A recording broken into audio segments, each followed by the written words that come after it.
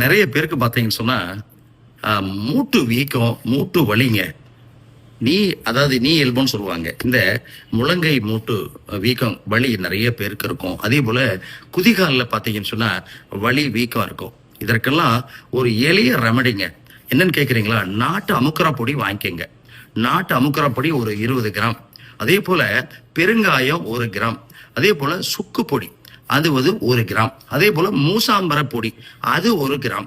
இந்த மூன்றும் என்ன பண்ணுங்க, நாட்டு அமுக்குரா பொடியோட கலந்து முட்டை வெள்ளைக்கரு இருக்கு பாருங்க, அந்த முட்டை வெள்ளைக்கருல மிக்ஸ் பண்ணிடுங்க.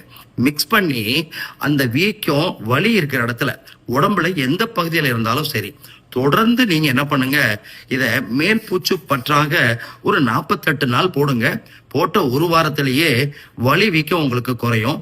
அதோட இந்த காயகற்ப அமுக்குரா சூரணம், கற்பச்சூரணம், அது கற்ப அமுக்குரா சூரணம்னு இருக்கு.